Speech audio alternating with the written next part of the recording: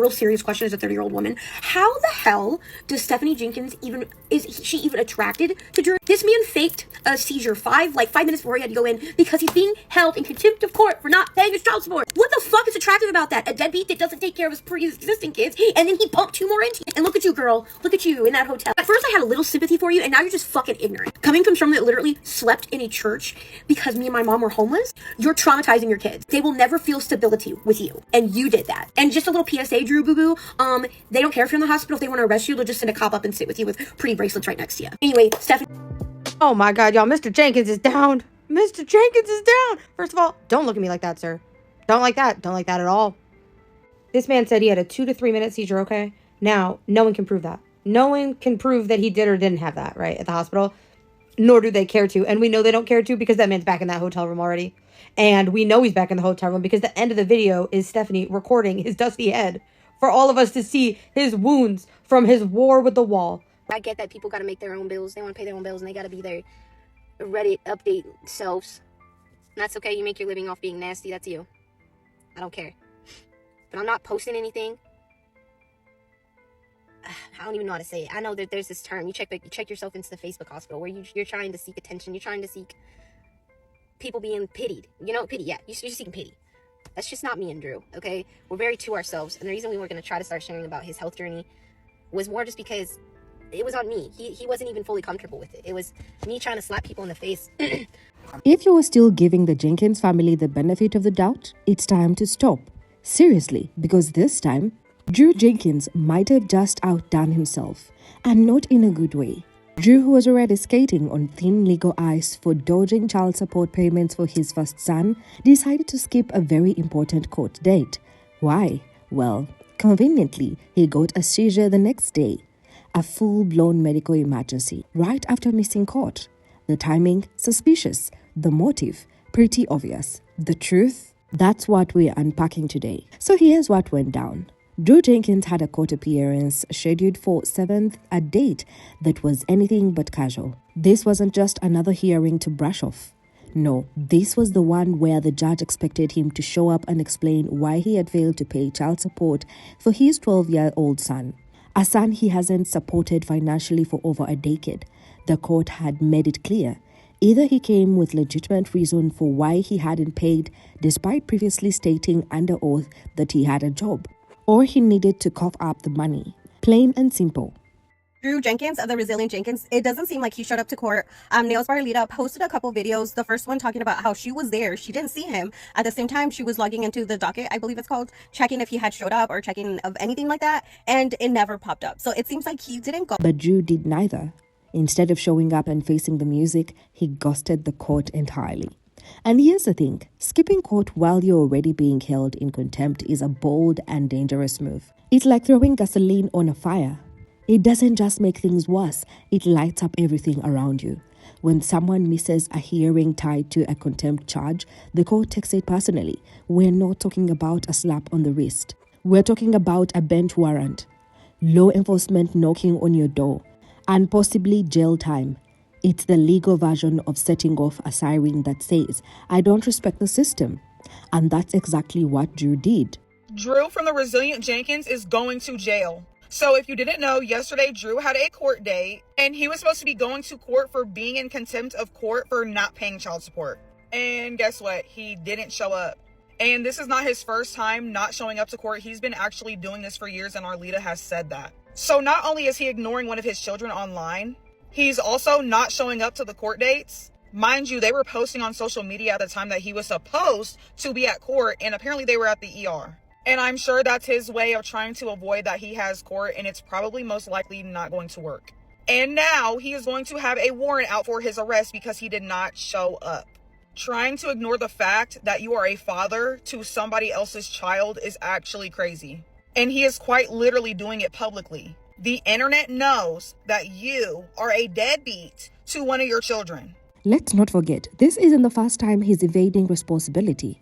Drew has dodged paying child support for 12 years. 12. That's more than a decade of neglect. More than 4,000 days of putting off what he legally and morally owes his child. So when it finally looked like the system was catching up to him, what did Drew do? He didn't come clean. He didn't take responsibility. He didn't even show up. He panicked, and then the real performance began. Enter Drew's sudden out of nowhere medical emergency. The day after skipping his court date, Drew decided to shift the narrative in the most dramatic way possible by posting a selfie from a hospital bed.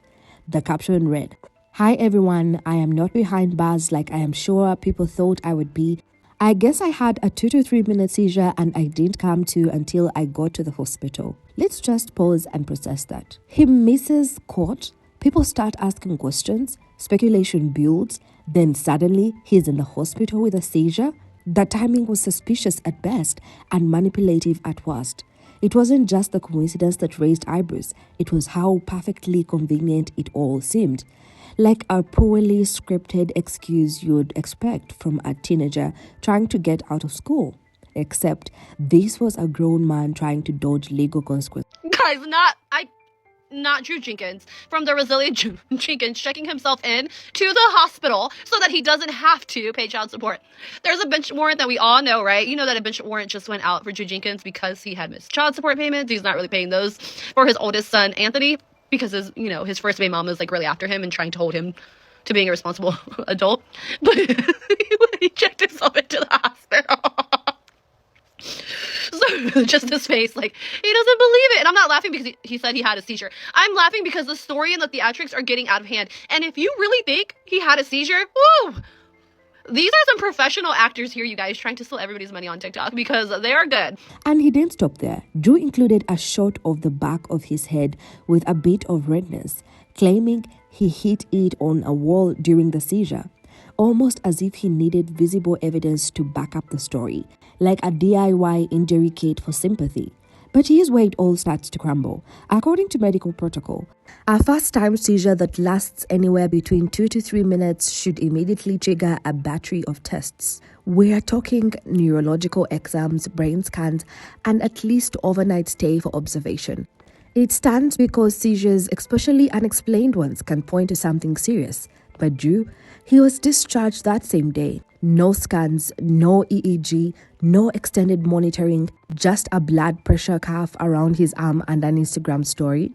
Doctors didn't treat it like a serious medical emergency, and that says a lot. In fact, their minimal response hinted at what they might have suspected, that this was not a genuine seizure, because if it were, they would be scrambling to figure out. Instead, it looked like the only thing diagnosed with him was desperation. And we have Arlita, which is his first baby mama, just laughing. I mean, she's cackling, dying because she knows that he's never had a seizure ever a day in his life.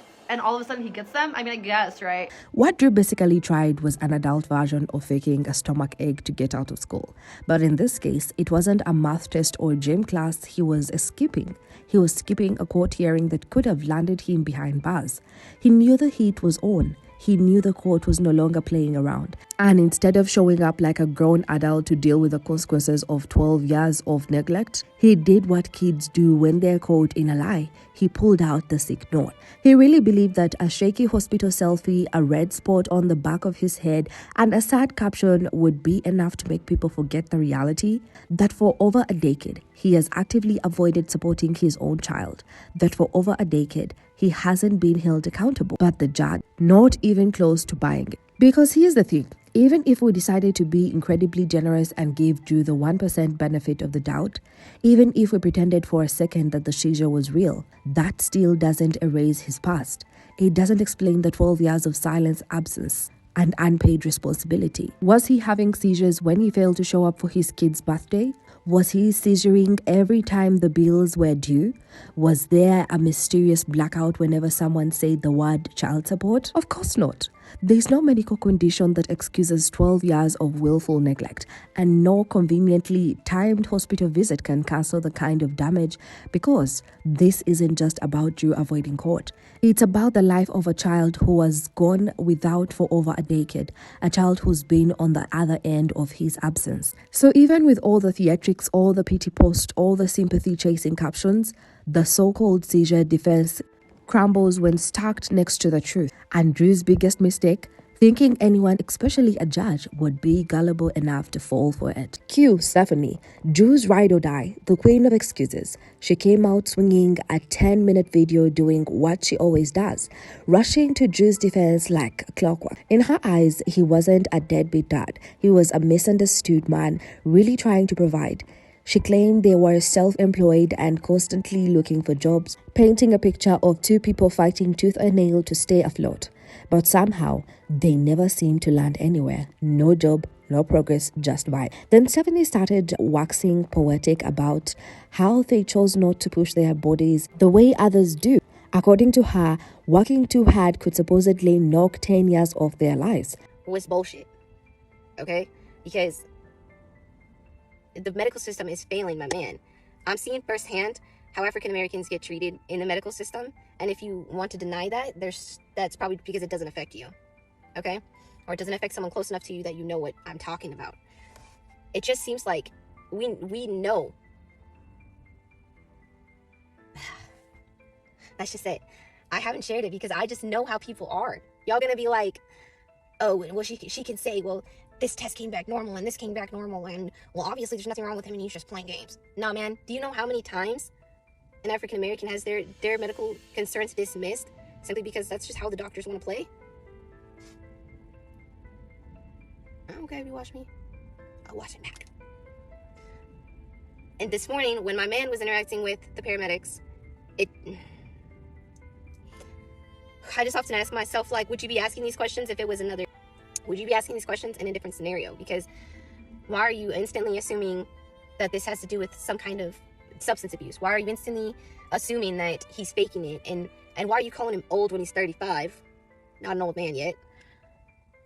And then just to sit there and act like I don't know my own man that I've been with for 3 years. And I'm telling you, he's not acting himself. He's not acting himself. I don't get it. I think it's freaking hilarious how doctors and people in the medical field will be like, I got this degree. I know you better than you know yourself. You just met me. You don't. Your degree you didn't have a degree on me, bitch. You feel what I'm saying? Like, you need to listen. And ever since we went viral, the hell that we have gone through with the doctor's office, and it's not professional at all. And we have kept our mouth quiet. But I'm low-key tired of it, okay? I'm low-key freaking tired of keeping my mouth shut. I got a lot to say, and I've just been quiet. But I think I had a tipping point today where I just decided I didn't care if it was a 10-minute long video. I'm going to ramble and speak my freaking mind because I haven't done so. I've been so quiet. And you think my little videos and posts back are anything? No, I have not spoke my mind, and I damn well want to. But I don't think it's important. Sometimes, not that I don't think it's important. I don't think it's going to do any good because, take for example, Miss Rachel had a baby today. At least it's announced today, right? There's Reddit account who want to sit there and spew their ugly ass crap on Miss Rachel having a baby. She said they were prioritizing their health so they could be around for their kids. But what she didn't seem to grasp was that while they were trying to preserve their health, their kids are literally sleeping on floors. No space, no comfort, no peace. If anything's threatening their longevity, it's not manual labor. It's the daily chores of poverty and instability they've chosen not to climb out of. Let's be honest, most parents push through exhaustion and discomfort because their kids deserve better. Stephanie and Drew, on the other hand, treat effort like it's a health hazard, as if parenting well and working hard are somehow mutually exclusive. But for most people, especially those raising children, it's just called responsibility. Stephanie wasn't done. She took her defense to another level by accusing the medical professionals of being racist toward Drew. And what was her basis for such a serious accusation? Paramedics had asked if Drew had taken any substances, a completely standard and necessary question when someone presents with seizure-like symptoms. But in Stephanie's world, that was profiling. Let's break it down. As inconvenient as it may be for her to hear, both Stephanie and Drew have a documented history of substance use. Stephanie herself has openly talked about her time in rehab after her first marriage. So when paramedics asked about substance use, it wasn't a personal attack. It wasn't a judgment. It was standard medical protocol. One of the first steps in figuring out what caused the supposed seizure. Instead of acknowledging that, Stephanie twisted it into something sinister. She claimed that the medical professionals were jumping to conclusions, that they didn't know Drew, and that only she could speak to his state of mind. According to her, he wasn't himself. Paramedics. It. I just often ask myself, like, would you be asking these questions if it was another? Would you be asking these questions in a different scenario? Because why are you instantly assuming that this has to do with some kind of substance abuse? Why are you instantly assuming that he's faking it? And why are you calling him old when he's 35? Not an old man yet. And then just to sit there and act like I don't know my own man that I've been with for 3 years. And I'm telling you, he's not acting himself. He's not acting himself. I don't get it. I think it's freaking hilarious how doctors and people in the medical field will be like, I got this degree. I know you better than you know yourself. You just met me. You don't. Your degree you didn't have a degree on me, bitch. You feel what I'm saying? Like, you need to listen. And ever since we went viral, the hell that we have gone through with the doctor's office, and it's not professional at all. And we have kept our mouth quiet. But I'm low-key tired of it, okay? I'm low-key freaking tired of keeping my mouth shut. I got a lot to say, and I've just been quiet. But I think I had a tipping point today where I just decided I didn't care if it was a 10-minute long video. I'm gonna ramble and speak my freaking mind because I haven't done so. I've been so quiet. And you think my little videos and posts back are anything? No, I have not spoke my mind, and I damn well want to. But I don't think it's important. Sometimes, not that I don't think it's important. I don't think it's gonna do any good because. But let's be honest, Drew wasn't himself because he knew exactly what he was. He missed court. He knew an arrest warrant could be issued, and he was desperate for a way out. That's not a mystery, and it certainly doesn't require a deep emotional bond of diagnosis. You don't need to know someone intimately to see when they're using theatrics to dodge responsibility. Stephanie's emotional overdrive didn't make her argument stronger. It made it shakier. Because rather than confront the facts, she resorted to deflection and blame shifting, turning a medical question into a racial accusation and a legal consequence into a personal attack. It was a classic case of changing the subject when the truth becomes too hard to face. Then Stephanie tried to deflect again. Instead of addressing the actual issues, she turned her attention toward Alita, Drew's ex, and the mother of his first child. Stephanie painted her as a bitter woman, accusing her of being jealous and simply trying to ruin Drew's so-called happy life. It was a weak move because anyone who's been following this situation knows better. Let's keep it real. Alita came with receipts. She didn't come with drama. She came with legal documents, a paper trail, and a 12-year-long battle just to get Drew to show up financially for the child they share. This wasn't some woman trying to insert herself into Drew's new relationship. It was a mother demanding justice and accountability for her son. A son who had been neglected, ignored, and forgotten. In about 9:58 or whatever. And I can tell you that me and a couple of people were sitting in there for an hour with us sitting in that room. And mind you, I was on the phone one, and I was also on, the live stream. So that link, that support link, that was the link that took you to like see inside. And we were sitting on there for an hour. I even logged back in. Was sitting there for an hour. So I don't believe he showed up. Stephanie conveniently left all that out. Then, in an effort to make herself look like a motherly figure, she brought up Deshaun, Drew's other child from a different mother. She proudly claimed that she feeds and clothes him, and that Deshaun even calls her mama. Well, let's stop right there. Feeding and clothing a child is the bare minimum. It's not a gold medal achievement. It's what you should be doing if a child's under your roof. That doesn't automatically make you a good caregiver. It just means you're doing the absolute basics. This is the same Deshaun who once had a black eye, an incident that was serious enough to be formally reported by his biological mother. To this day, Stephanie has never explained how that happened, not once, yet she wants to talk about being there for him. She says Deshaun relies on her, but what about how he's treated? What about the visible differences between him and the other kids in that house? Why was his hair shaved off while the other kids kept theirs? Why is he often the one who looks left out, even in videos? These things matter because parenting isn't just about food and clothes. It's about love, inclusion, and care.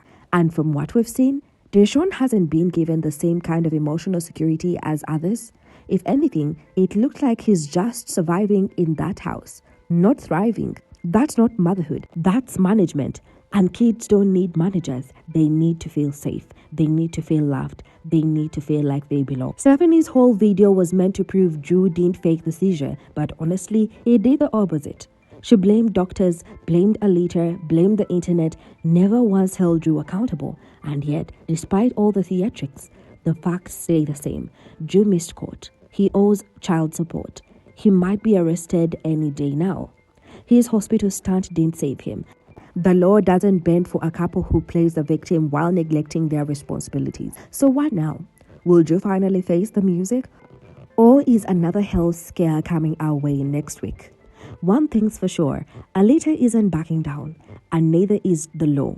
Drew might have avoided court for now, but he can't outrun 12 years of unpaid responsibility. What are your thoughts on this wild situation? Do you think the seizure was real, or just Drew's last desperate card to avoid accountability? Slide into the comments, let me know, like and subscribe for more updates, and stay tuned because if the Jenkins have taught us anything, it's that the drama never ends.